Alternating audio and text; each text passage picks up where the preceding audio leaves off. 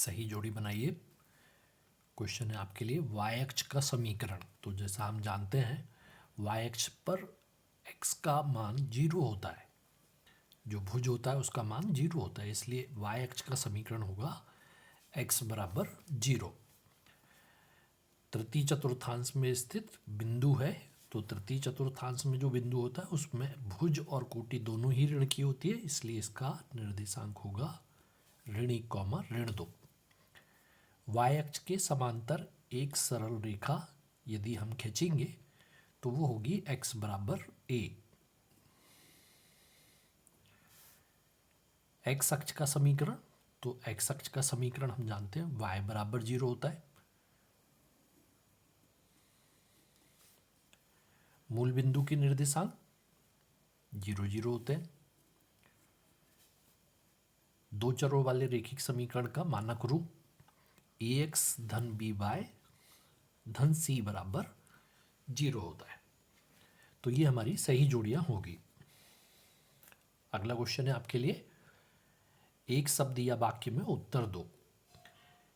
2x धन 3y बराबर 12 में कितने चर हैं? तो यहाँ पर 2, 3 और 12 ये अचर हैं, x और y जो हैं वो चर हैं, तो यहाँ 2 चर हैं। हमारा आंसर होना चाहिए 2। x बराबर x धन 7 बराबर 0 में x की घात क्या है? तो x पे जो सबसे बड़ी घात लगी है वो है 1। एक घात लगी हुई है, x के ऊपर कोई घात नहीं दिख रही है, मतलब x की घात 1 है। अगला जो समीकरण लिखा है उसमें x की अधिकतम घात, तो यहाँ अगर हम देखें तो यहाँ x की घात 0 है, यहाँ x की घात 1 है और यहाँ x की घात 2 है। तो अधिकतम घात पूछी है, इसलिए आपका आंसर होगा यहाँ पर 2। x ऋण 4 बराबर 0 में x का मान ज्ञात करना है हमको। तो 4 को आप पक्षांतर कर देंगे, ऋण की संख्या दूसरे साइड जाएगी तो धन की हो जाएगी, इसलिए x का मान होगा हमारे पास 4। क्वेश्चन है आपके लिए 3x बराबर 24, तो x का मान ज्ञात करिए। तो आप देख रहे हैं यहाँ x में 3 का गुणा है, तो हम क्या करेंगे, दोनों साइड 3 का भाग दे देंगे, यहाँ 3 से 3 कट जाएगा और यहाँ होगा 24/3। 24/3 मतलब x का मान हो जाएगा हमारे पास 8। अगला क्वेश्चन है आपके लिए, यदि x धन 24 बराबर 0 तो x का मान ज्ञात करना है। 24 को आप पक्षांतर कर देंगे, धन का है दूसरे साइड जाएगा ऋण का हो जाएगा, तो x का मान हो जाएगा ऋण का 24। नेक्स्ट क्वेश्चन आपके लिए, x/3 बराबर 6 है, तो x का मान ज्ञात करिए। 3 का त्रियक गुणा कर दें आप, बट्टे में है दूसरे साइड जाएगा तो गुणे में जाएगा, 6 के साथ 3 का गुणा होगा तो x का मान हो जाएगा 18। x का मान फिर से ज्ञात करना है। 3 का आपने त्रियक गुणा ही करना है, 7 को यहीं रहने देना है, 2 यहीं रहेगा, सिर्फ 3 का त्रियक गुणा करना है, तो x बराबर हो जाएगा हमारे पास 6/7। 3 का गुणा 2 में हो गया, 3 दूनी 6/7।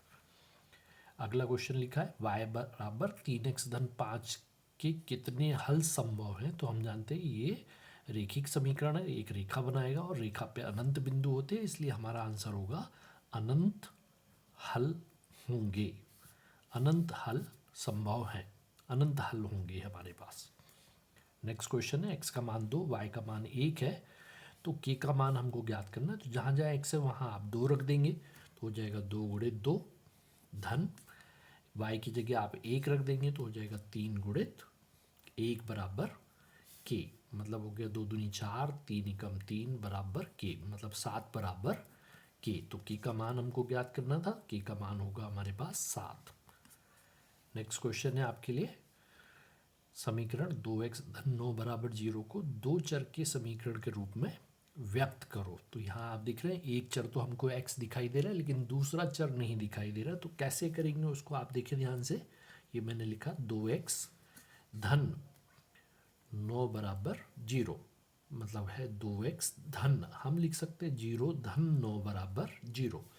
हर एक के साथ में अगर लिखना चाहें तो धन का 0 होता है, ऋण का भी 0 होता है, तो हमने लिखा है 2x धन 0 और 0 के साथ हमने यहाँ लगा दिया 2x धन 0 गुणित y के साथ 0 का गुणा करेंगे तो 0 ही आएगा, तो ये बराबर हो गया हमारे पास 0। तो देखिए यहाँ पर दो वेरिएबल आपको दिखने लगे, एक x और एक y। इस तरीके से आप इस समीकरण को दो चर के समीकरण के रूप में निरूपित कर सकते हो। तो आपका आंसर हो जाएगा यहाँ पर 2x धन 0y धन 9 बराबर 0।